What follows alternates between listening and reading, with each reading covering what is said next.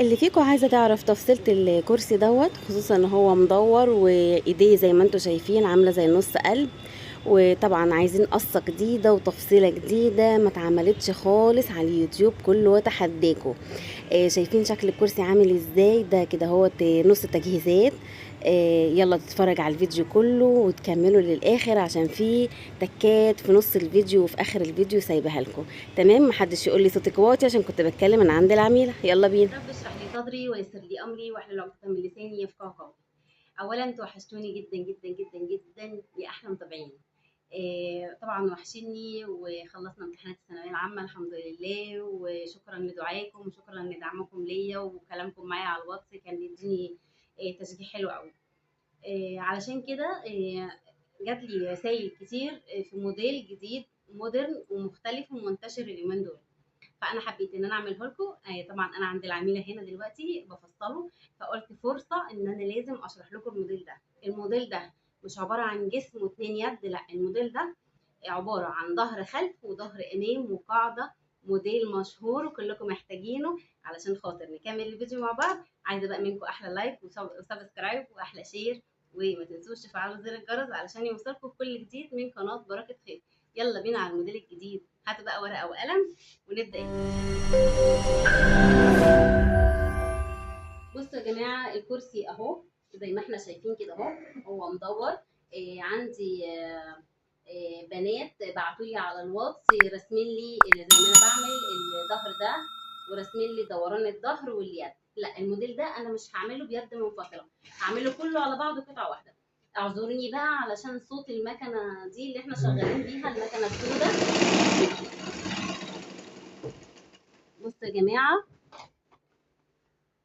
طبعا احنا عند الناس فمش عايزين نقلق حد معانا. اول حاجه هتعمليها هتاخدي، شايفه الكرسي مدور ازاي؟ هتاخدي طول الظهر من الخلف. طول الظهر من الخلف متر. طول الظهر من الخلف ده متر، ماشي. وطول الظهر من الامام 75 سم او 70 سم. بالمناسبه الكرسي ده ملهوش شلته منفصله، اهو كده اهو. يا رب يكون واضح معاكم، ملهوش شلته منفصله. تمام. فاحنا هناخد دوران الكرسي كله كان 190 سم. الدوران الخلفي للكرسي بالطريقه دي كده اهو. الدوران ده من اول اليد دي كده اهو لحد اليد الناحيه الثانيه 190 سم. هتقولي لي الجاكار عرضه 160، هقول لك المطه بتاعته بسم الله ما شاء الله تحفه، بيمط لحد 190. طيب ايه الجديد اللي انا هعمله كمان في الموديل ده؟ ان انا هعمل الوزره ال 10 سم دي علشان يبقى مكتل. تمام، زي الكرسي اللي احنا عاملينه هناك. هبقى اشيل الموبايل واوريه لكم على الطبيعه.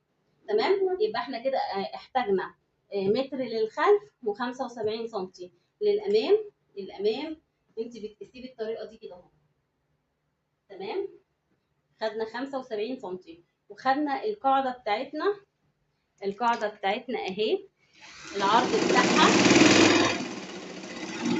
العرض بتاعها احنا شغالين يا بنات. معلش، معذره علشان صوت المكنه عالي شويه، بس انا قلت انتهزها فرصه، استاذنت من الجماعه اصحاب الامتريه وقلت اشرح لكم. القاعده دي احنا هناخدها مع الصدر بتاعها، مع الصدر كده. هتاخدي كده اكبر مكان في الكرسي لحد الحته اللي تحت. تمام، فانت كده هتاخدي للقاعده متر، ماشي. وهناخد ال10 سم دي، خدتي 10 و10 يعني 20، بتشبكيهم مع بعض وتحطيهم داير ما يدور على الكرسي. دي المقاسات ودي طريقه القص بتاعتها. هنشوف طريقه التقفيل ازاي، هنشرح مع بعض دلوقتي طريقه التقفيل ازاي، بس خليكم معايا ما تروحوش في اي حته. ودلوقتي يا جماعه احنا شايفين منظر الكرسي اهوت، شكله اهو مدور عامل زي الابيسون. تمام. خدنا الظهر طوله ودورانه، والخلف دورانه وطوله 75. وخدنا الشريحه ال10 سم دي اتنين شبكناهم في بعض. والقاعده بتاعتنا هنشوف كده هيتركب ازاي، نشوف مظبوط ولا لا علشان نطمن عليه. وشكله في النهايه هيطلع زي اللي معانا ده. شايفين مفيهوش اي حاجه مش مظبوطه، اللي يشوفه كأن هو الكرسي مش كفر. طبعا الحاجات دي بتتشطب في المعرض لسه. بس بنروح للعميل عشان نعمل الموديلات الجديده والمختلفه. وبعد كده بنفنش ونعمل الاوفر بتاعنا ونركب الاستك بتاعنا عشان ده كب. اهي القاعده اهي. طبعا الديزاين ده فيه شويه تفاصيل كده وتكات كانت لذيذه بصراحه، استمتعنا واحنا بنعمله بصراحه. ده بدون شلته، هو شلتته منها فيها اهو، بصوا شكله. دي القاعده بتاعتنا اهي.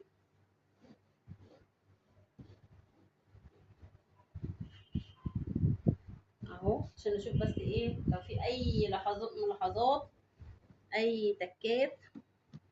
لازم العميله تكون شايفه كل حاجه قدام عينيها اهو. شايفين ادي الوزر ال10 سنتي، كل ده لسه بيتفنش في المعرض. يا رب يكون الموديل فهمتوه وطريقته سهله. تمام. هكتب لكم في صندوق الوصف هو خد قماش قد ايه والتفاصيل بتاعته كلها اللي انتوا عايزينها. لما نيجي نفرشه برده هنفرجكم عليه.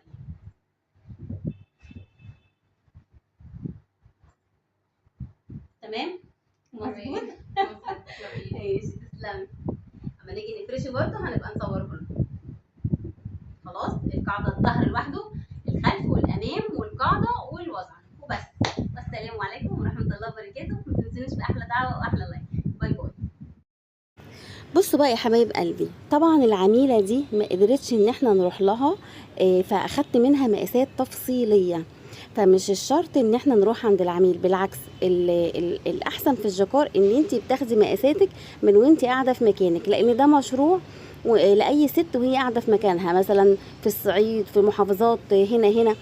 فالخامه دي جميله، بتمط بتاخد وتدي، تعرفي مقاسات كويسه جدا، تشغلي مخك وتعملي تفصيله حلوه. الكرسي دوت بطريقه قريبه من اللي عملتها لكم في اول الفيديو. الكنبه دي برضو هشرحها لكم هنا قبل وهنا بعد، معرفتش طبعا اصورها لوحدها نسيت. هنا من ضمن الزباين الزبونه دي قالت لي لا عايزاكي تيجي عندي تفصلي في المنزل يعني. ففي زباين بتحب ان انا اروح افصل عندها، وفي زباين بتبقى في محافظات، بتبقى في مكان بعيد، بتبقى مسافره، بيبقى عندها ظروف، فاهميني؟ فمش الاصل ان احنا بنروح نقص عند العميل خالص. الفكره ان انت تفهمي بس القص عامله ازاي. كده انا مدياكم نوعين من القصات. طبعا النوع اللي احنا قعدنا نشرح فيه السنين اللي فاتت دي كلها، والنوع دوت اللي بدأت اني انا لما اروح عند الزباين اكتشف قصات جديدة، وان شاء الله هشرحها لكم، وربنا يجعلها في ميزان حسناتي ويتقبلها مني. وانتوا كمان تبقوا مبسوطين، وربنا يفتح لكم ابواب الرزق عن طريقي، واكون سبب الخير والسعد ليكم. انتظروني في الفيديوهات الجديدة الجميلة اللي جاية. باي باي.